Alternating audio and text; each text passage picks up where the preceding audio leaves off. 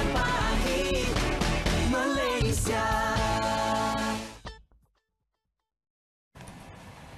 Okey, kita kembali dalam Selamat Pagi Malaysia dan masih lagi bersama saya dengan Mac dan tadi pentingnya segmen yang kita akan katakan nanti ialah segmen macam mana kita nak memberi motivasi pada orang ramai tentang pahit getir hidup yang boleh membangkitkan semangat kita untuk terus berjaya. Betul. Dan kejayaan itu menjadi inspirasi kepada kita bersama.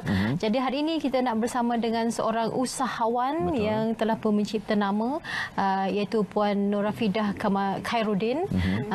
Seorang yang telah berjaya bukan sahaja di dalam negara tetapi juga di luar negara. Kita nak tahu dululah apa rasanya apabila dah berjaya.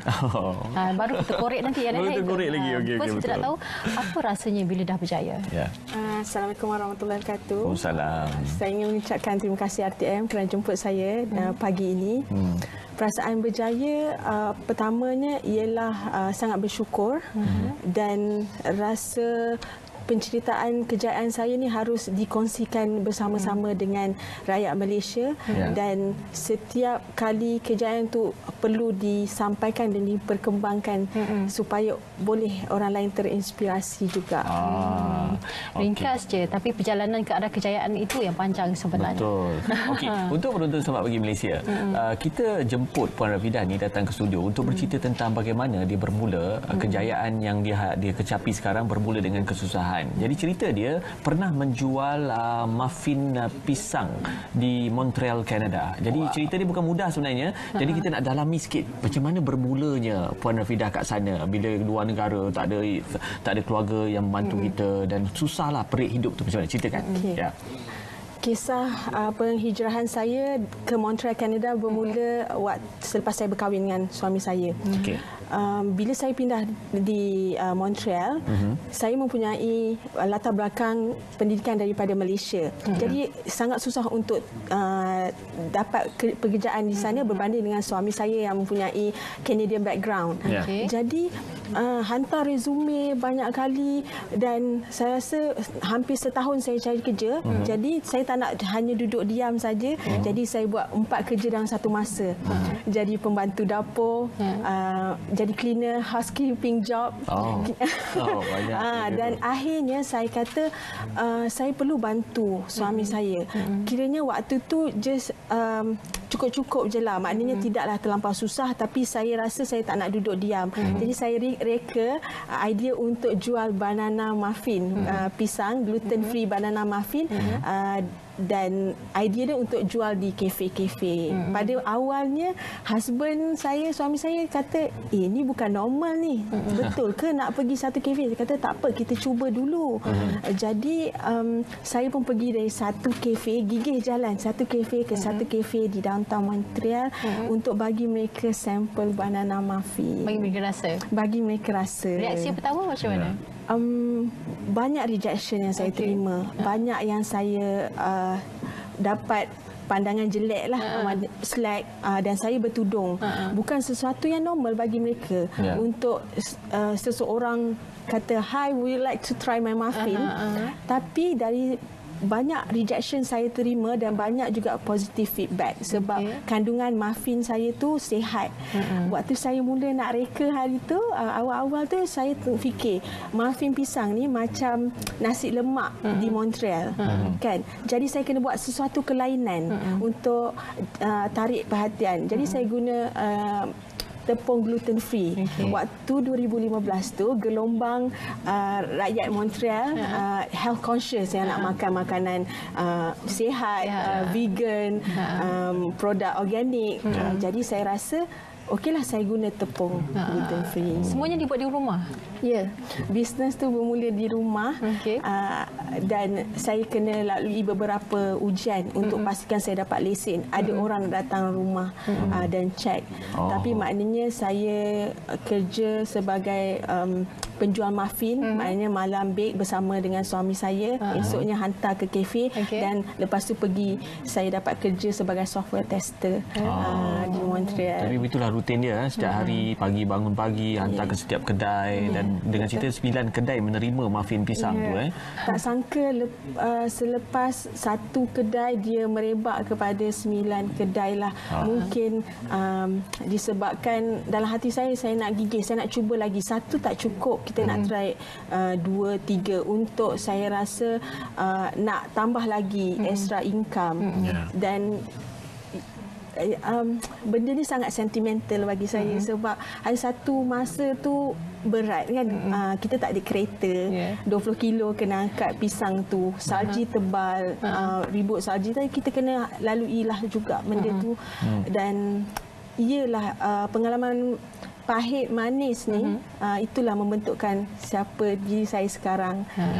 Itu dia permulaannya. Sebenarnya bukan senang nak senang. Betul. Tapi lagi susah sebenarnya kalau kita tidak mahu berusaha. Cuma bagaimana kemudian selepas itu saya difahamkan Puan beralih pula kepada perniagaan lain. Sebab bila muffin tu dah banyak cawangan, dah ramai yang membeli, kemudian ada idea lain pula untuk perniagaan lain pula.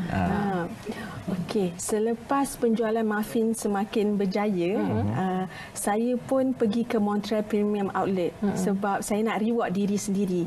Saya percaya setiap antara kita kena ada masa untuk self reward untuk boost self esteem kerana memang mencabar duduk kat luar negara. Orang dengar seronoknya travel overseas, mereka tak nampak di sebalik kisah tu apa yang terjadi. Jadi bila saya dah ada duit sikit, saya pergi outlet dan saya tengok, wow, cantiknya handbag ni. Saya pun suka handbag, tapi dulu kita tengok aje macam tak mampu kan. Lepas saya dah mampu, saya tengok harga dia memang lebih murah berbanding outlet di Malaysia. Kiranya boleh jimat dalam 30 sampai 50% lah. Saya kata, okey, why not? Saya bantu pula rakyat Malaysia untuk memiliki barangan berjenama yang original. Jadi saya tercetuslah idea nak menjadi personal shopper dari Montreal ke Malaysia. Sebab kepada Banana Muffin. Jadi apa jadi dengan Banana Muffin tadi? Itulah bila tinggal kenangan. Tinggal kenangan. Bila saya dah selalu kena pulang Malaysia dan untuk urusan bisnes ni, jadi saya tak boleh nak beri tumpuan kepada bisnes Banana Muffin.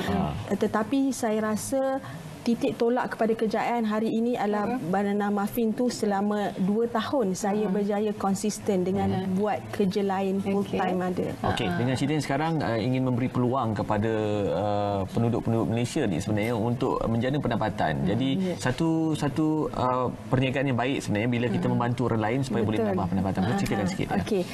Selection sekarang baru sahaja menaik taraf sebagai online premium outlet yang pertama di Malaysia.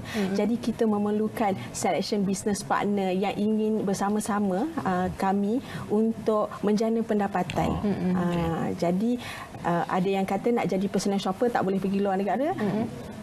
Join kami untuk kami bantu lagi dari segi aspirasi, dari segi teknik-teknik membuat perniagaan online. Baik. Sebenarnya perniagaan ini perkara yang sudah semakin mendapat tempat dalam kalangan masyarakat. Cuma yang penting saya rasa mungkin boleh kongsikan apa agaknya tips yang paling utama kalau kita nak berjaya dalam apa saja bidang yang kita ceburi. Kalau bukan pelajaran perniagaan pun mungkin pelajaran, pekerjaan dan apa saja dalam kehidupan. Okey.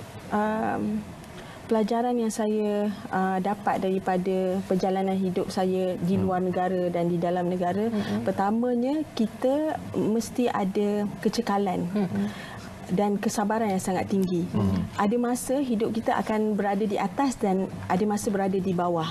Tetapi yang menyebabkan kita moving forward adalah kita punya mindset positif dan ilmu, kena belajar. Maknanya belajarlah teknik pemasaran, teknik komunikasi yang betul. Contohnya waktu di Montreal banyaknya orang tak cakap bahasa Inggeris sebab mereka cakap bahasa Perancis. Jadi saya belajar komunikasi untuk adaptasi dengan keadaan sekeliling. Okey. Puan Rafidah, boleh tak bagi tahu dengan penonton Semak Pagi Malaysia satu ayat penting kalau jadi usahawan ataupun ingin berjaya? Apa dia? Apa dia tips dia? Ya. Silakan. Okey. ada satu quote yang saya selalu guna. Bila hidup ni ada pengharapan, automatik diri kita akan menjadi kuat. Jadi apalah halangan yang akan datang, susah ke senang, pastinya rezeki itu akan ada tepat pada waktunya. Ya. Jadi masanya sudah dapatlah. Tepat pada masanya itu sudah sampailah. Sudah sampai ya? Bagi Puan. Belum lagi. Belum lagi. Pasti akan sehingga saya dapat memberi lebih banyak aspirasi dan membantu orang di luar sana. Itu dia. InsyaAllah. Satu perkongsian baik sebenarnya. Jadi terima kasih kepada Puan Rafidah. Semoga terus Sama-sama. berjaya dan memberi peluang kepada orang lain untuk berjaya. Okey, baik.